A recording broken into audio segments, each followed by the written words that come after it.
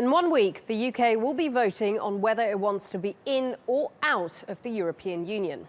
For most Britons, the decision on June 23rd will be the most important vote they ever cast. The question is phrased as, should the United Kingdom remain a member of the European Union or leave the European Union? And it's a big deal for the UK and beyond. A vote to leave would shake the European Union. There may well be pressures in other countries for referendums. Denmark, Sweden, the Netherlands, Poland and the Czech Republic have all been mentioned. Financial markets have already been rattled around the world. In the UK, more than $140 billion was wiped off the value of top companies in just 4 days in the last week. Prime Minister David Cameron has been campaigning to stay in the EU. And if he loses, he might find himself out of a job. And it could split up the UK itself. If the UK votes to leave the EU, there is likely to be added pressure for a vote on Scottish independence. And there will also be enormous political and economic impact on all 4 nations within the UK.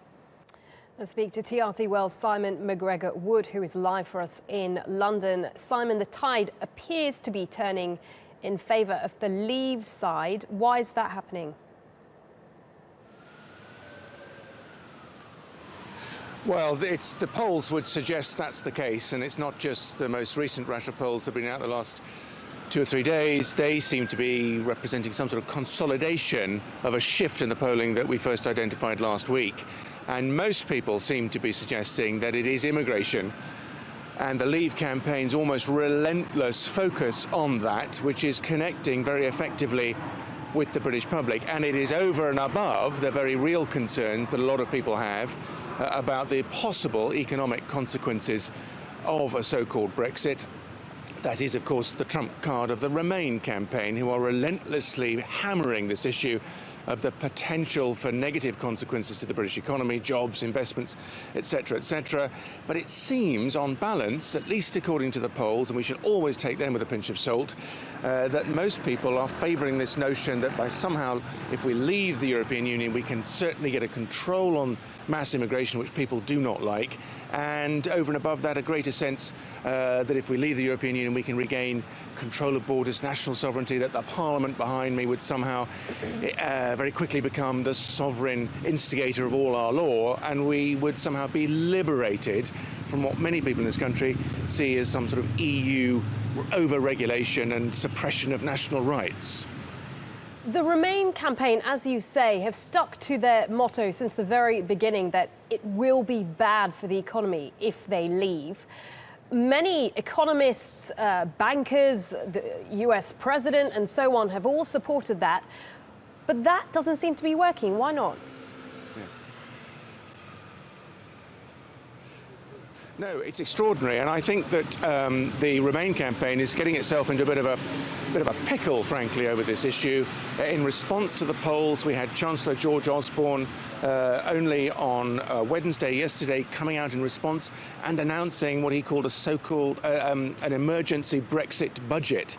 So far from withdrawing on the economic issue, they kept pounding the panic button of this idea that if we leave the European Union, there'd be all sorts of calamitous happenings in the British economy. And he published this document, very controversially, which suggested that there'd be a $45 billion black hole in the British finances. He would have to raise taxes, he'd have to cut spending, all in response to this idea that the Leave campaign was somehow edging ahead.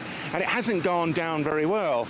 Within a few hours of him publishing this document, 65 Conservative MPs, his own MPs, if you like, turned around and said, well, we would oppose such a budget, and accused him of more scaremongering and more cheap attempts to scare people into voting Remain. It comes down to a simple issue, I think, that the Remain camp has put all its eggs into the basket of economic fear. Don't vote for a Brexit because the economy would collapse, at least in the short term.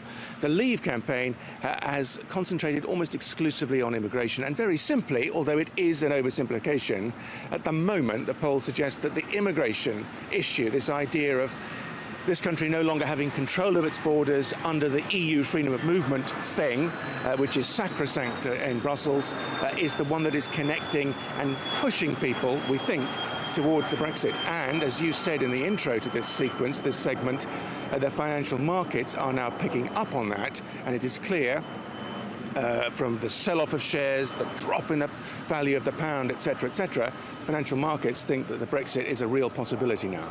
No, indeed. OK, Simon, good to speak to you. And exactly 1 week to go. Stay with us on TRT World. Lots of analysis and special coverage on that Brexit vote.